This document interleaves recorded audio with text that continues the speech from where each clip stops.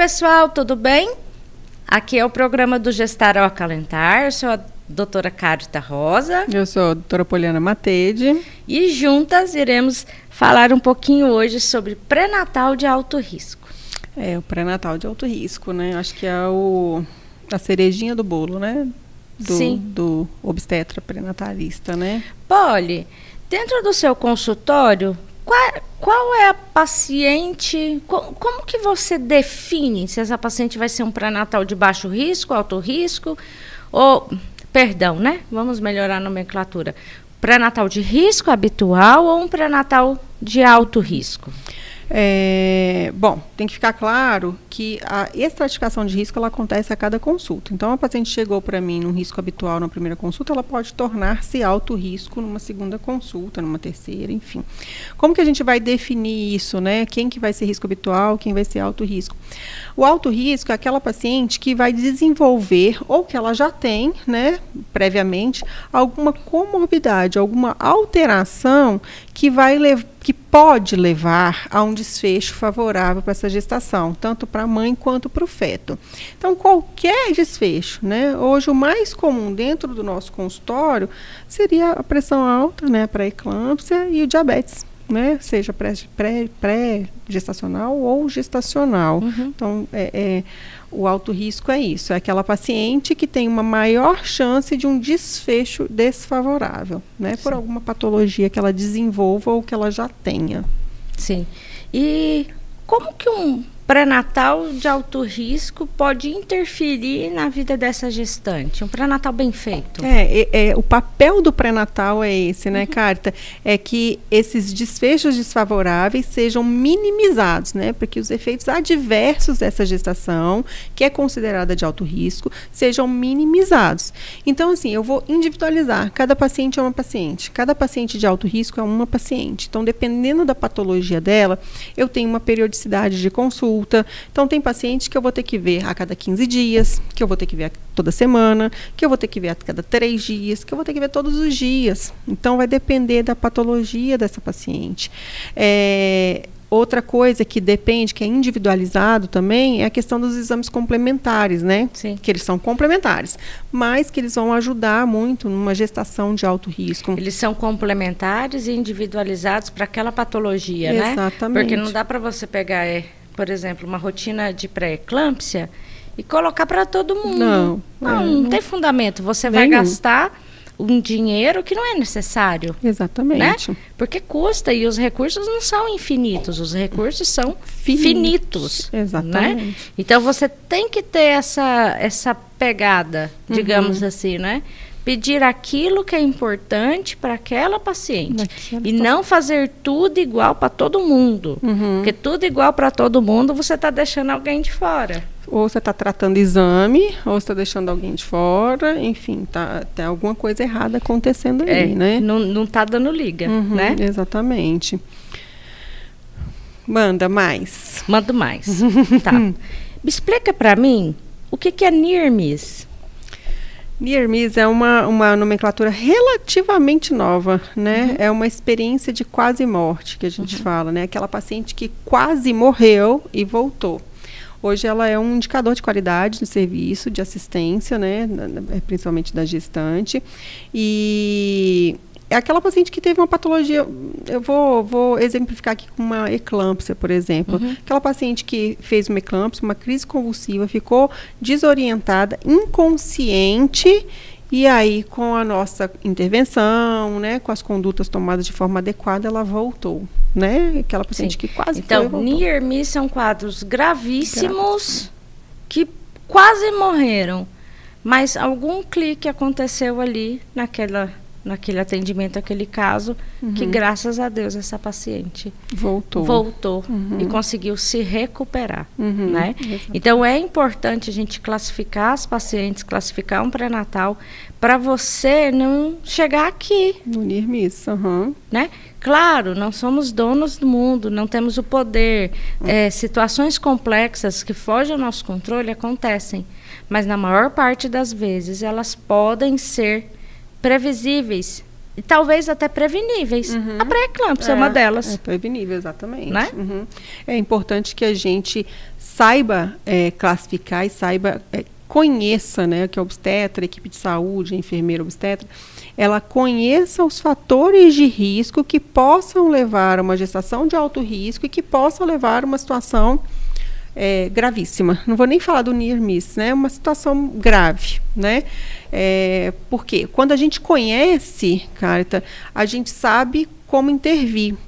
Eu falo assim, a obstetrícia, ela não tem certo e errado, né? Ela é cheia de caminhos, são vários caminhos a serem seguidos. E o meu papel é conhecer todos esses caminhos. Eu preciso saber quais os caminhos, porque se eu sei os caminhos, eu sei qual a intervenção que eu posso ter que ter ali na frente. Sim. Né? Polly, nada com o assunto, mas é porque me veio aqui a cabeça. Quando eu escolhi fazer obstetrícia, eu falei, eu vou fazer obstetrícia porque eu quero trabalhar só com mulheres, só vou fazer isso. Gente, é muita mentira. O obstetra, ele é o clínico da família. Ele é o cardiologista, o endocrinologista, o reumatologista, tudo, pediatra, você é tudo da gestante. Isso. Porque no caso do pré-natal de alto risco, você tem que conhecer, você tem que saber tratar pressão, você tem que saber fazer todo o rastreio.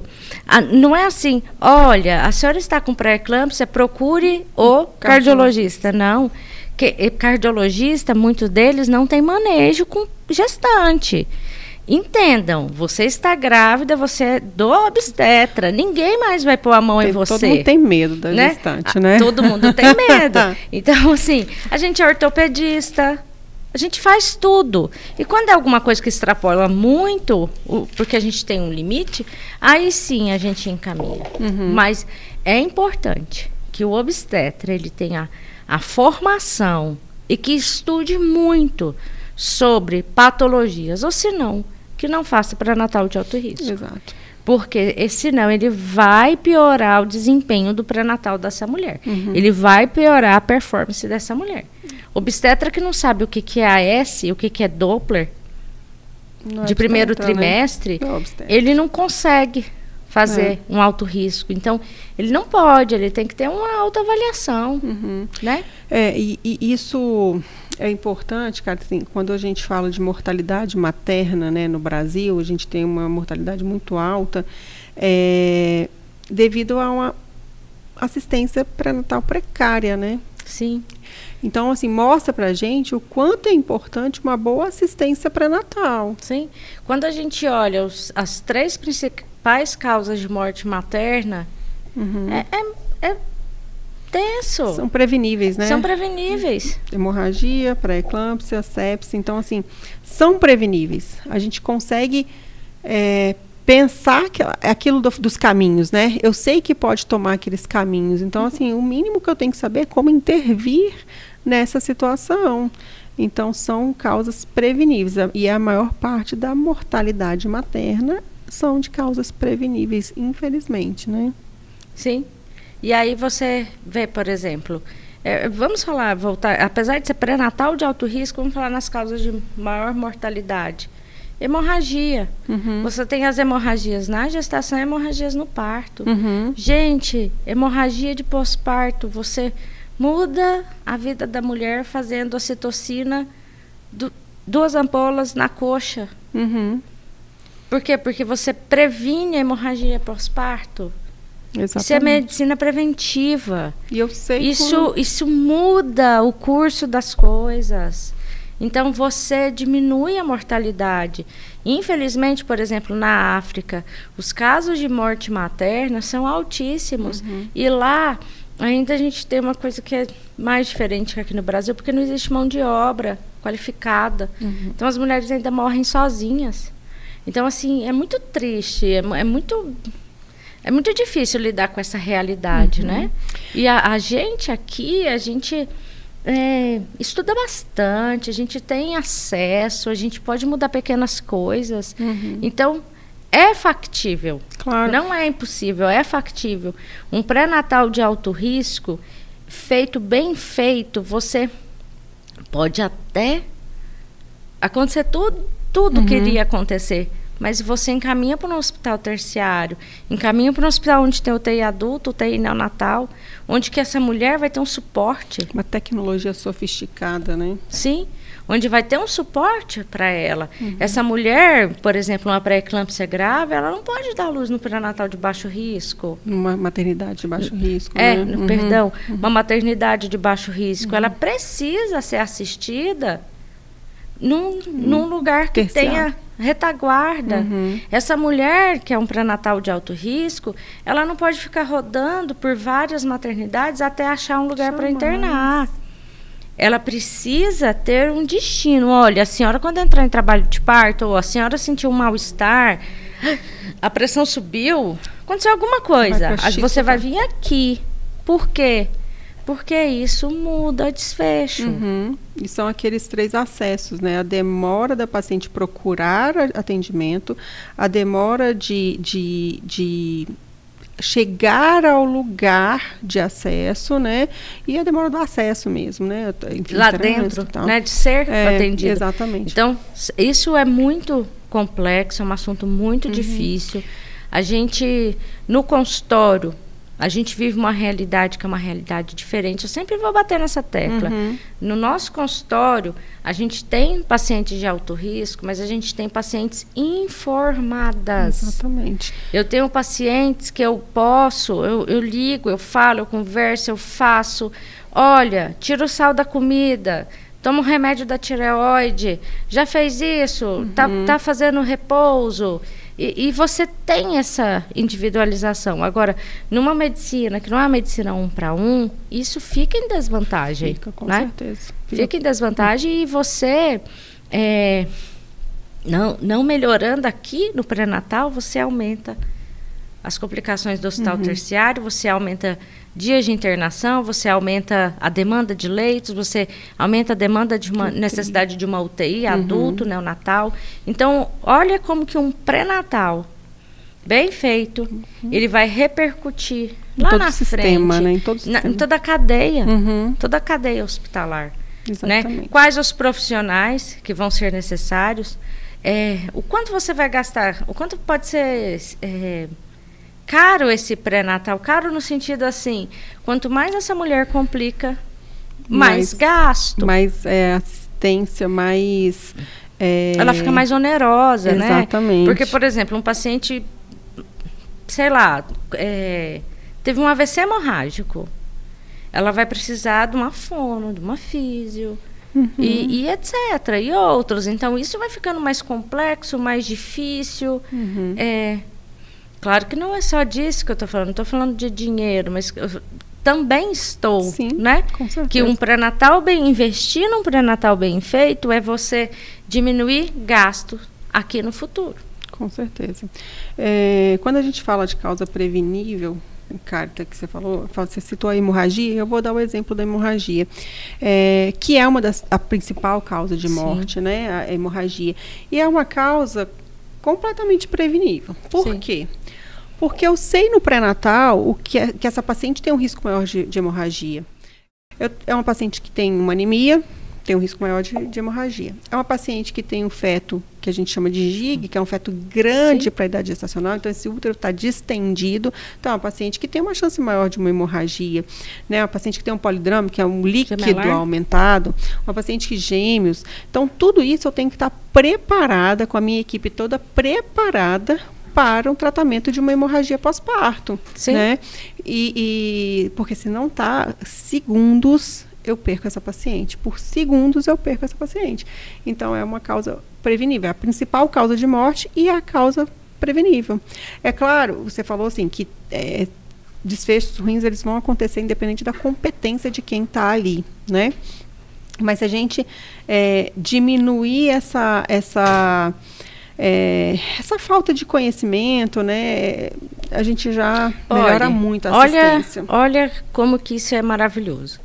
Existe o ALSO, que é o suporte da vida em obstetrícia, né? É o suporte então, avançado. Existe o protocolo da hemorragia. Gente, é maravilhoso. Porque a gente pega aquele protocolo, estuda, implementa na equipe, deixa os kits pós-parto prontos.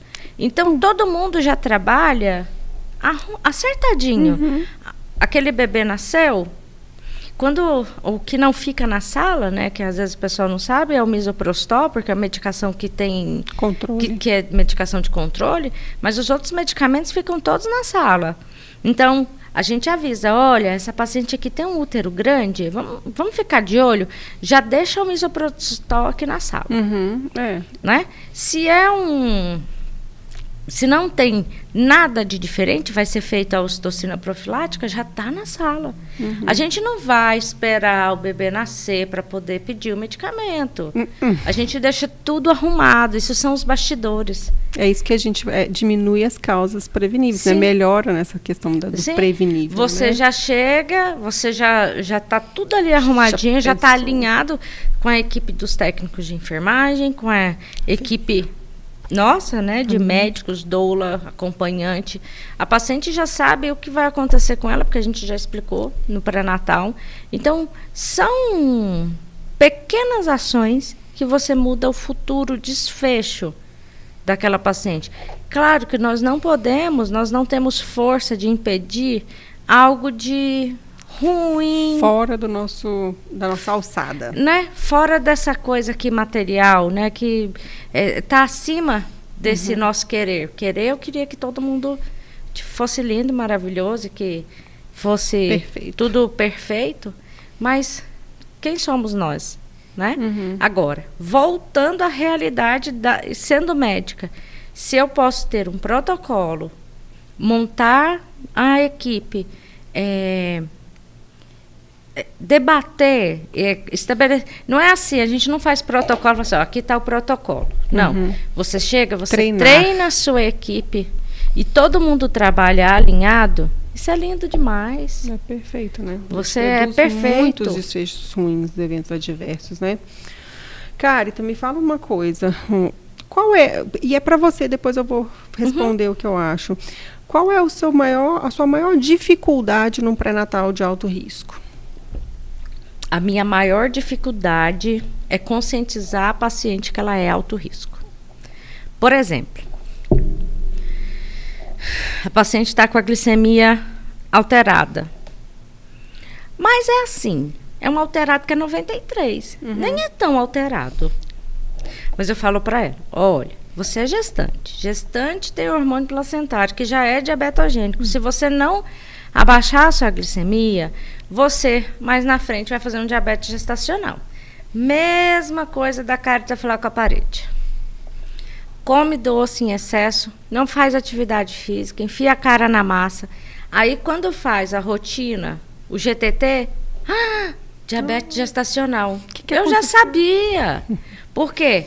Aumenta muito de peso. Aí vem as dores, né? Dores quadril, joelho, tornozelo. E olha o efeito cascata. Então, o que a gente faz? A gente pega, conversa, orienta, olha, você precisa de ter um nutricionista. Você precisa de ter alguém que você tem que bater a sua meta. Por quê? Porque glicemia alta está relacionada com algumas complicações. E são principalmente relacionadas com bebês gordinhos. E a gente sabe que o diabetes, olha, para quem não sabe eu vou falar, é feio. Diabetes gestacional descompensado dá óbito fetal. Ponto. Fim. É difícil para eu falar isso, é difícil porque a gente acha que a obstetrícia, tudo é lindo, maravilhoso. Que nada de ruim vai acontecer, né? Mas não é. O diabetes descompensado dá óbito fetal, é natimorto, dá cardiopatia. Então, a minha dificuldade é a conscientização e explicar, olha, não pode nem um pouquinho.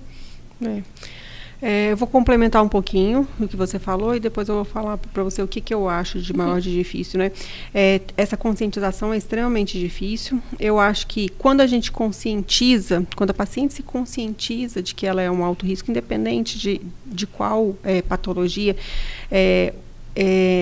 vem a questão emocional associada, né? Por que a conscientização é difícil, Carita? Porque na maioria das vezes a paciente não tem sintoma, ela tem sinais. E os sinais são percebidos por nós, que temos um pouquinho mais de experiência e a gente percebe. Uma glicemia alta, qual sintoma que ela vai ter? Nenhum, né?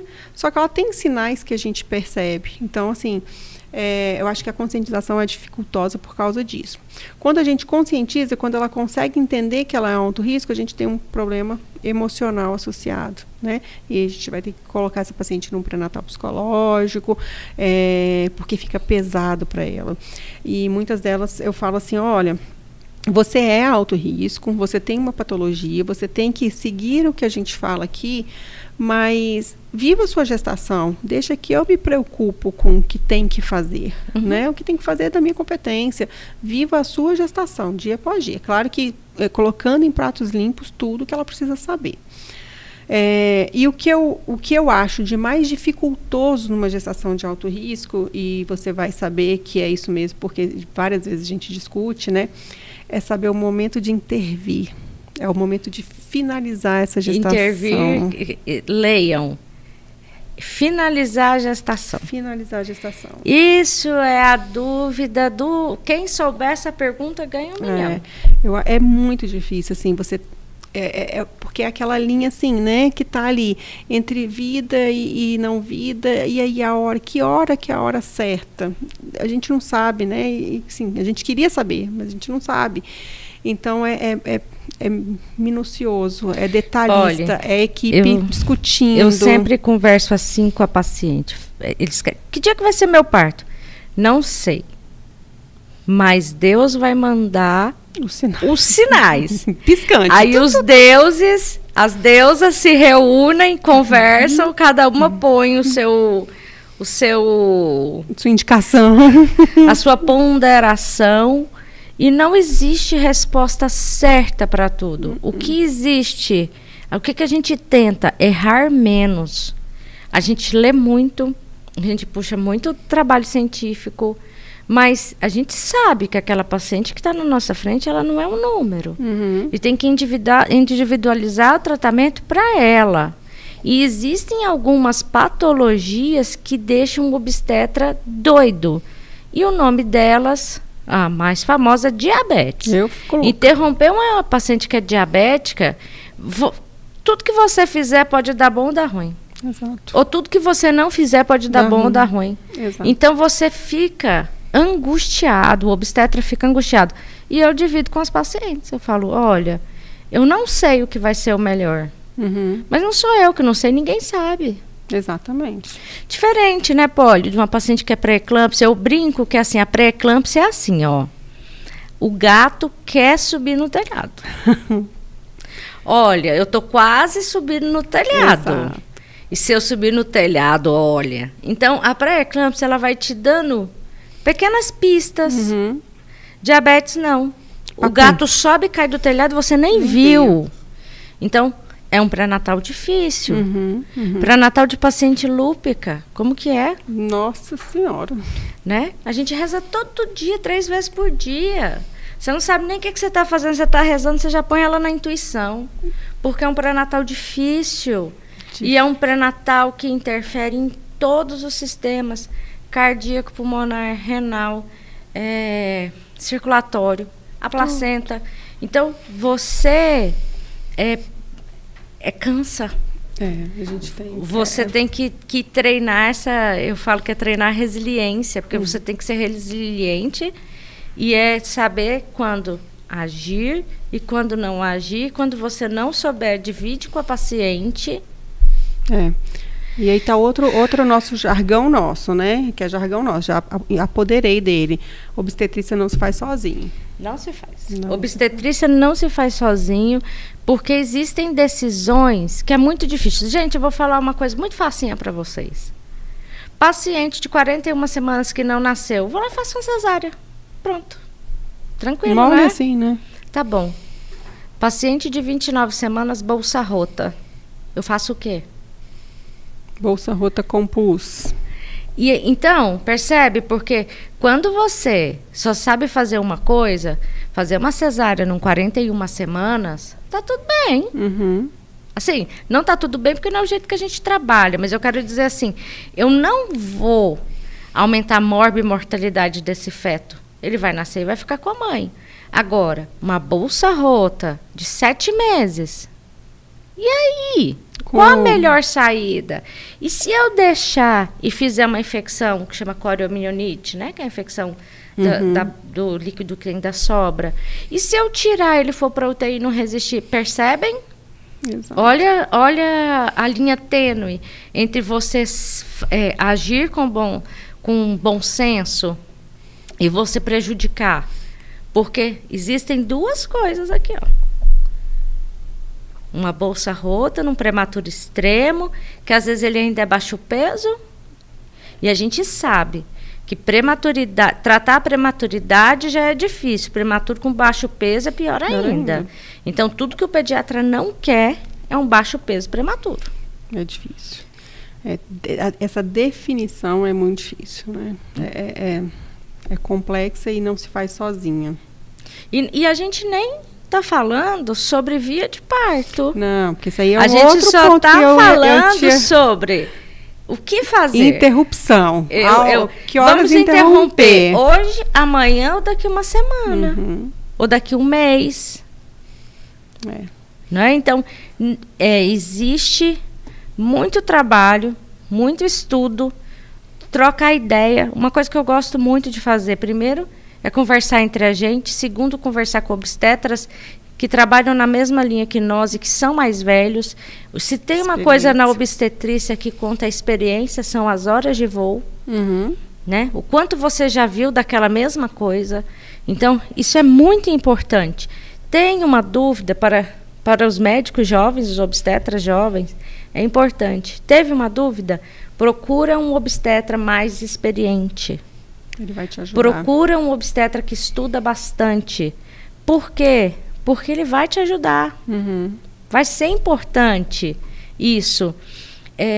Talvez não se tenha a melhor decisão, mas eu tenho certeza que você fez tudo do seu melhor para aquela paciente, para aquela família.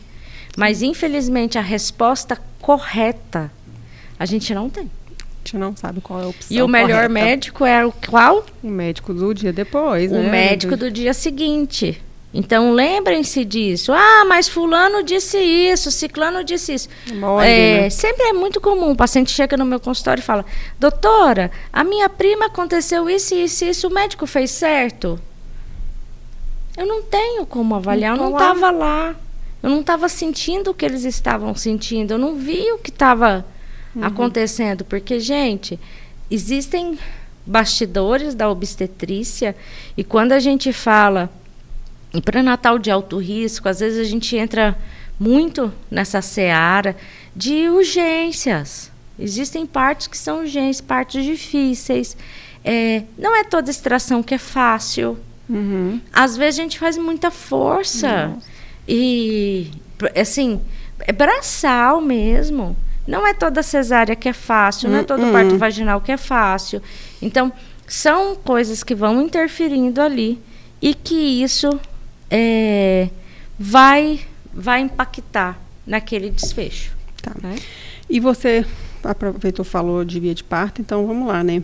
Pré-natal de alto risco é sinônimo de cesárea? E aí? Olha, Poliana, não é sinônimo de cesárea, mas acaba que você tem muita cesárea, tá? Primeiro, cabe à paciente decidir a via de parto dela. Se é um pré-natal que é de alto risco, mas a paciente está controlada, ok, não vejo problema nenhum. Pode-se fazer uma indução, acompanhar um trabalho de parto, mas eu acho que muito isso é do manejo. Por exemplo, paciente jovem, porque a gente sabe que jovem tolera menos a pressão alta, chega com eclâmpsia, um sangramento que você não conseguiu definir se é um descolamento de placenta, e eclâmpsia está relacionado. 38 semanas, gente, eu não vou pensar, eu vou pôr na mesa e operar. Sim. Eu sou obstetra vaginalista, gosto muito do meu trabalho, do que eu faço, eu sou apaixonada por mim, por Poliana, por Humaniza Gyn, mas eu também sei que existem algumas limitações. Claro. Né?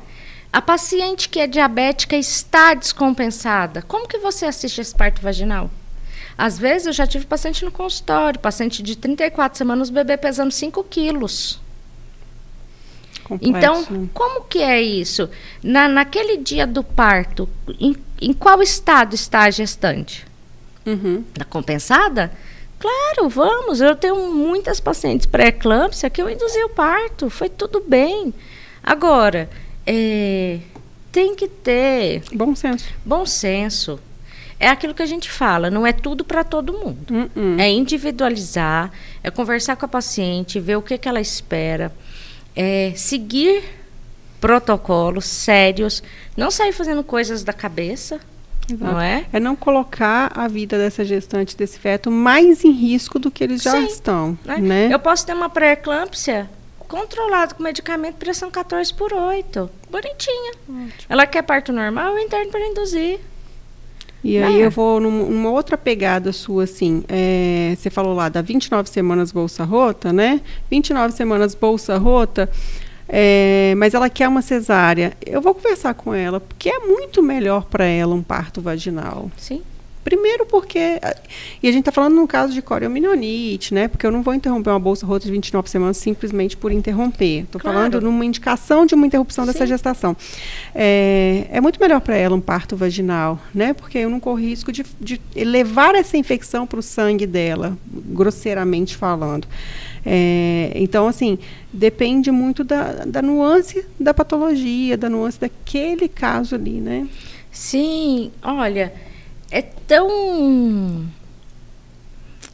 tão sensível, você tem que ter uma sensibilidade grande para abordar alguns temas.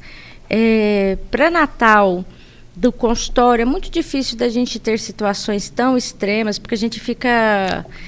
Casado com a paciente. Casado com a paciente. Não quer dizer que a gente não tem uma bolsa rota de 7 meses. Mas é que isso acontece pouco, né? Isso acontece mais quando quando a gente pega pacientes de outros lugares, que vêm sem pré-natal, que às vezes é muito comum. Você pegar já paciente no final da gestação que não tem um exame de urina. Isso acontece. Esse definir via de parto vaginal ou cesárea, é uma coisa que eu pergunto para a paciente. O que você quer? Individualizar. Não, doutor, eu quero isso. Olha, para você ter isso, tem esse risco, tem isso e isso de bom. Eu explico do parto normal e da cesárea. Explico para a família. E, na maior parte das vezes, o paciente tem confiança no que eu falo. Na maior parte das vezes, ele vem, né? É você passar a segurança. A segurança, né? Isso. Também não tem como, Poli, você estar com uma paciente, por exemplo, nascendo. Aí vamos sair um pouquinho daqui, mas só para eu explicar. Às vezes a paciente está nascendo e a paciente quer cesárea, gente, não dá tempo. O vice-versa, às vezes a paciente eu falo, olha, tinha que ter chegado mais cedo. A gente não dá conta. Mas de uma forma geral, pré-natal de alto risco não é indicação de cesárea. Acaba que acontece mais, né? Mas se a paciente está bem, se está tudo... Foi um pré-natal que correu tranquilo e a paciente está aberta a ter um parto vaginal, é importante sim ser estimulada. Vale a pena, né? Concordo. Por causa dos benefícios do parto vaginal. A descida do leite... aquele imprint, a golden hour. Na cesárea tem também. Mas é diferente a descida hormonal. E padrão hormonal. E todo o resto de benefício que ela tem num parto vaginal. Resumindo, gente, parto normal, parto cesárea são lindos. Para quem, quando precisa, né, como. Eu quero resumir aqui, então, assim, pré-natal de alto risco é aquele pré-natal em que eu tenho uma chance maior de um desfecho desfavorável, né? Não pré-natal, a gestação de alto risco, né? E o pré-natal de alto risco é o que vai tentar minimizar esses desfechos, né? E aí, esse pré-natal tem que ser feito com alguém de competência, alguém que saiba fazer um pré-natal de alto risco, que tenha, e quando eu falo competência, que tenha habilidade mesmo, né, que foi formado no alto risco, porque tem nuances diferentes. Então, não é um pré-natal para fazer no postinho de saúde, não é um pré-natal para fazer com um médico que não está habituado a esse tipo de caso. Então, é um pré-natal que tem que ser feito com qualidade, né? Para que a gente tenha uma diminuição desses eventos adversos que a própria gestação já traz nesse caso, né? E aí a decisão da via, a decisão do momento da interrupção vai depender do desfecho de cada caso, né? Sim. Então é isso, pessoal. Um abraço bem fraterno. Obrigada pela companhia. E até a próxima. Até a próxima.